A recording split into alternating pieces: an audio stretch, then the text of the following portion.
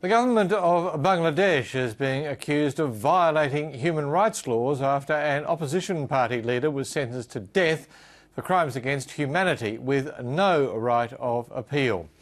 Abdul Qadir Mullah was originally given a life sentence by a special tribunal set up to deal with war crimes committed during the War of Independence against Pakistan in 1971. But the Supreme Court increased his sentence to the death penalty. Kesha West reports.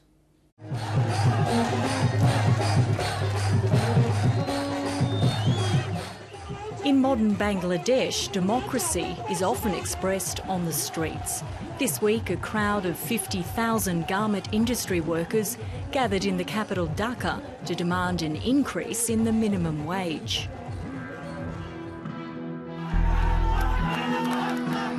But the demonstrations the country has witnessed this year over its war crimes trials have been markedly different.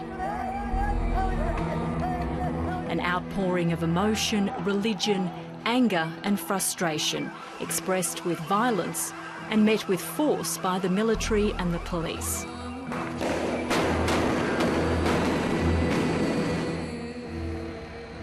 For many in this country, the special tribunal set up in 2010 to deal with war crimes committed during the country's independence war against Pakistan in 1971 represents a long overdue chance for justice and closure 40 years on. Indian journalist Salil Tripathi is writing a book about the war and its aftermath. As part of the research of the book I'm writing, I met several people, at least a dozen people, among many who have suffered in the country, who simply don't know what happened to their loved ones. There are some who have seen their parents being taken out and shot in front of their eyes, mothers who don't know what happened to their sons, rumours about torture, rumours about killing. But for supporters of Jamaat-e-Islami, Bangladesh's largest Islamic party, whose senior members have been facing charges in the war crimes trials, the tribunal is seen as nothing more than a political witch hunt. Jamaat-e-Islami is an important ally of the country's main opposition, Bangladesh National Party, headed by former Prime Minister Khaleda Zia, arch-rival of the current Prime Minister Sheikh Hasina of the secular Awami League.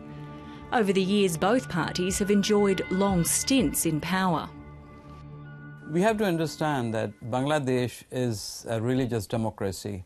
Although there is religious freedom granted to everyone, it is very difficult to take religion out of politics and politics out of religion. 6 people have so far been sentenced through Bangladesh's International Criminal Tribunal, which was set up by Sheikh Hasina following her election win. 5 are leaders of Jamaat-e-Islami, the other a senior member of the BNP. Dr Ashutosh Misra is a research fellow at the ARC Centre of Excellence in Policing and Security at Griffith University. He says it's not surprising the war crimes trials have drawn criticism. It is understandable, given the politics of Bangladesh, to have these kinds of accusations and charges being levied on the current government and on the impartiality of the tribunal itself. But Salil Tripathi says in 1971 the Jamaat-e-Islami party very openly sided with Pakistan. As the prosecutors are claiming, there is evidence suggesting that they were actually contributing and collaborating with the Pakistani army. So, yes, it might seem like a political witch hunt, but at the same time, it is for a particular purpose, which is to account for what happened in 71, where, according to Bangladesh, Jamaat has a case to answer. Before 1971, Bangladesh was part of Pakistan, known then as East Pakistan. In the 1971 Liberation War, Bangladesh, helped by the Indian Army, won its independence from Pakistan, and a new nation was born. In the process, hundreds of thousands of civilians were killed. Some Bangladeshis put the death toll in the millions, and untold numbers of women were raped. Jamaat-e-Islami set up militias who allegedly fought and committed atrocities alongside Pakistan. Last week, Abdul Qadir Mullah, one of Jamaat's senior leaders, who was originally given a life sentence for crimes against humanity by Bangladesh's International Criminal Tribunal, had his sentence increased to death by the country's Supreme Court. The verdict followed appeals by both the prosecution and the defence, and angry protests from supporters of both sides. We are bound to obey the verdict. We respect the highest judicial institution of this country. But this verdict is faulty. We regret this and are stunned. Human rights organisations have condemned the court's decision and say the lack of a right to judicial appeal violates international human rights laws. When it comes to the issue of the death penalty, it is a very serious issue, and we have really serious concerns. If a prisoner has been sentenced to death by any court, it doesn't matter which court, that sentences that prisoner to death, then that case should be appealed and should be heard by a higher court. Prime Minister Sheikh Hasina has refuted claims from her opponents that the trial of war criminals has been an act of revenge and insists they are fair and impartial. But human rights groups and other observers have complained that access to the trial proceedings has at times been difficult, and any criticism of the trial process or the convictions has been met with a heavy hand.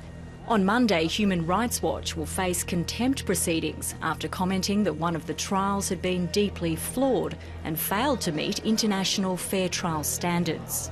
It is in the interest of Bangladesh to not go after human rights activists who are raising questions, but to improve the performance of the trial so that its credibility is restored. The war crimes trials have already led to 4 life sentences and now 2 death sentences, with reports that further opposition party leaders are being investigated. This is a very significant step in atoning for what happened in the past, in understanding what and dealing with the past. Because if we don't deal with the past, then, I mean, as we all know that, people are condemned to keep on repeating it. In the end, it may be January's general election that determines whether Sheikh Hasina's controversial war crimes trials have the support of the majority of Bangladeshis or not.